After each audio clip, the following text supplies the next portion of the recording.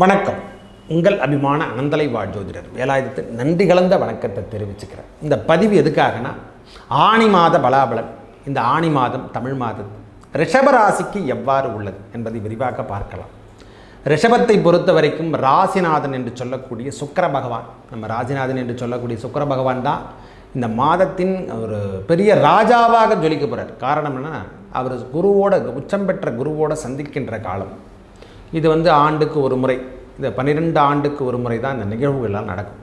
இந்த கிரகங்கள் என்று சொல்லக்கூடிய அமைப்பில் குரு அசுரகுரு தேவகுரு என்று சொல்லக்கூடிய அமைப்பை பெறுவது 2 பேருமே குருநாதர்கள் தான். இவங்க தேவர்களுக்கு குரு, அவர் அசுரர்களுக்கு குரு. நம்மளுக்கு வாழ்வாதாரத்தில் அவங்க அசுரராக வாழ்ந்தாங்களா தேவராக வாழ்ந்தாங்களா நம்மளுக்கு தெரியாது. நம்ம முன்னோர்கள் கொடுத்த கிரகங்களுடைய உத்தங்கள் அவருடைய இடப்பெயர்ச்சியல் மூலியமாக தான் நமக்கு இந்த மாதம் தமிழ் மாதம் எவ்வாறு இருக்க போகுதுன்றதை நம்ம இயற்கை பண்ணலாம்.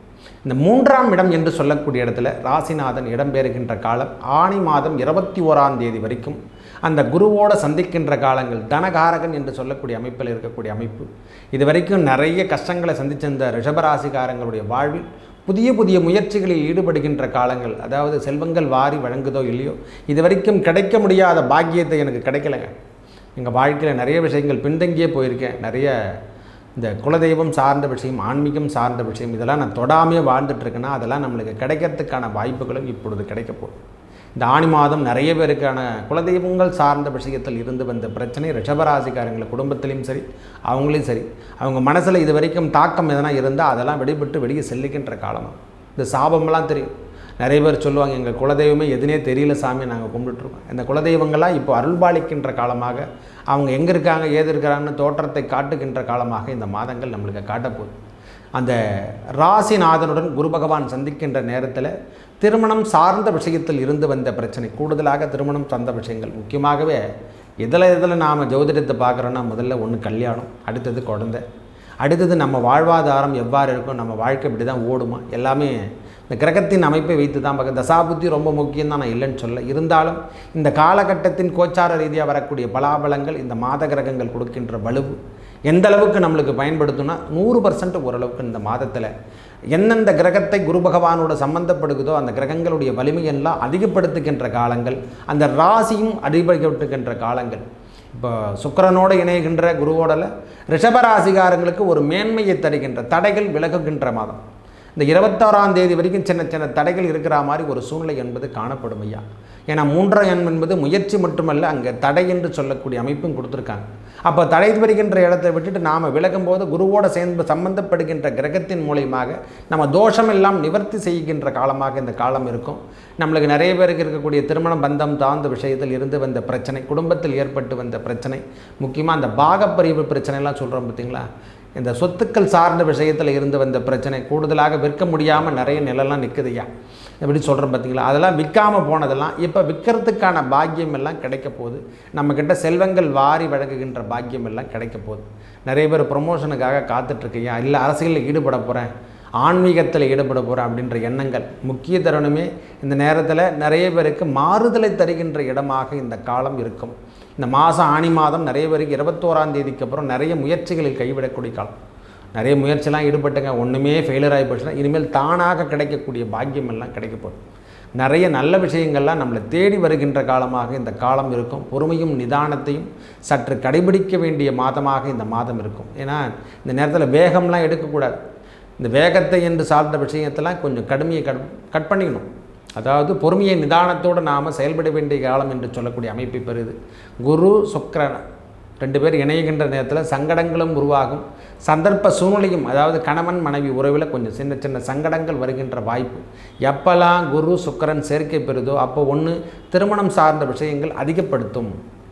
லவ் மேரேஜ் நான் லவ் பண்ணியிருந்தேன்னா அது திருமணத்தை வரைக்கும் அழைத்து சென்றுடும். இது வரைக்கும் தெரியல சாமி, தெரியாமல் தான் மறைச்சி வந்தேன், இதெல்லாம் மொத்தமே தெரிஞ்சு போச்சு அப்படின்னு சொல்கிற மாதிரி ஒரு சூழ்நிலைக்கு தள்ளப்படுகின்ற காலம் இந்த குரு பகவானும் சுக்கிர பகவானும் இணைகின்ற நேரம். அவருடைய பார்வை எங்கே பார்த்தீங்கன்னா 9ஆம் இடத்தை பதிகின்ற நேரத்தில் நம்மளுக்கு இருக்க வேண்டிய தடைகள் அனைத்தும் விலகி அதுவே பாக்கியமாக லவ் வரைக்கும் இருந்ததெல்லாம் மொத்தமாக போய் காதல் திருமணம் கைமுறுகக்கூடிய காலமாக மாறிவிடும். அப்போது திருமணம் சார்ந்த விஷயம், குழந்தை சார்ந்த விஷயம் எல்லாம் நம்மளுக்கு இறைவன் அருள்பாலிக்கின்ற காலமாக இந்த காலம். குரு சுக்கிரன் 2 பேருடைய சேர்க்கை என்பது திருமணம் சம்பந்தப்பட்ட உறவுகளை சேர்க்கின்ற காலங்களாக இருக்கும்.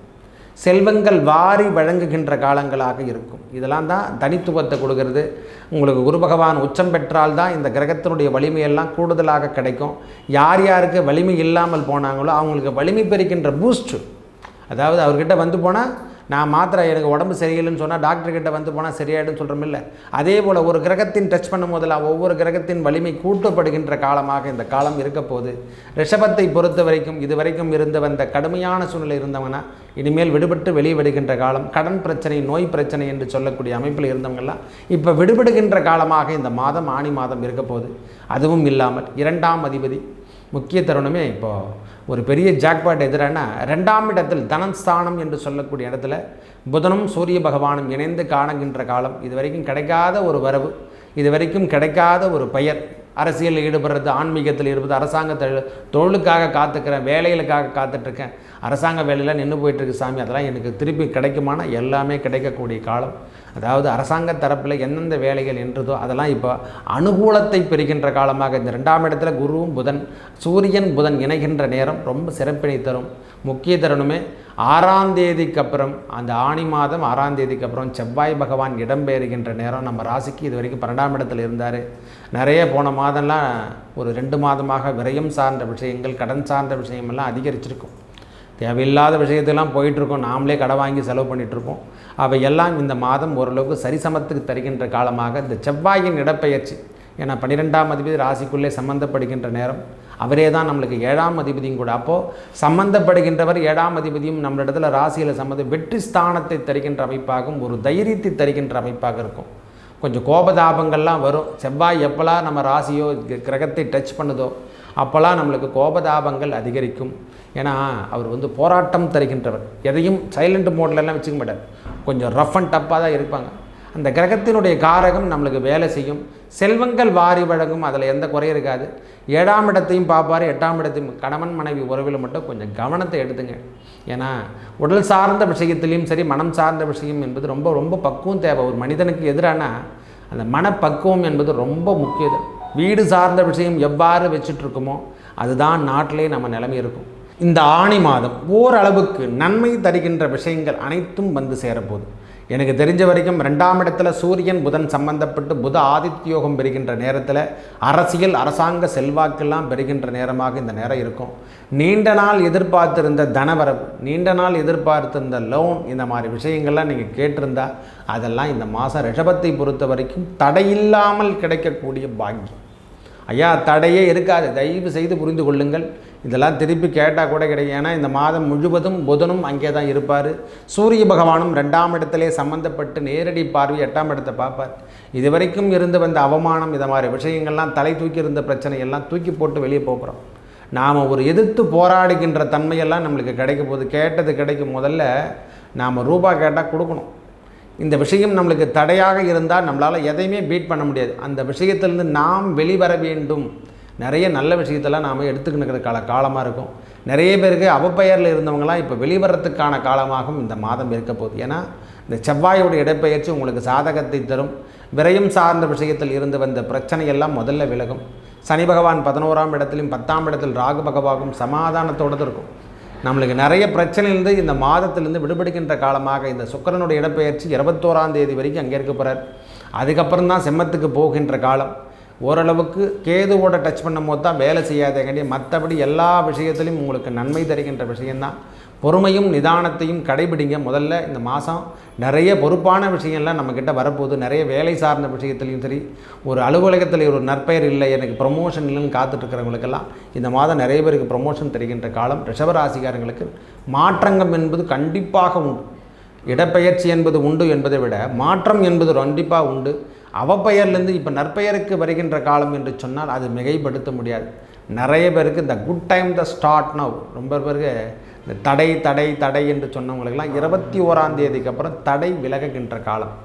பொறுமையும் நிதானத்தையும் கடைபிடிங்க. எந்த விஷயத்துலையும் அதிகப்படுத்தியாக இந்த அடுத்தவருக்கு செல்வாக்கு சொல்கிறது, அடுத்தவருக்கு ஜாமீன் போகிறது, இந்த மாதிரி விஷயத்தில் எடுத்துக்கொள்ளாமல் இருப்பது இந்த நாதம் நன்மையை தரும்.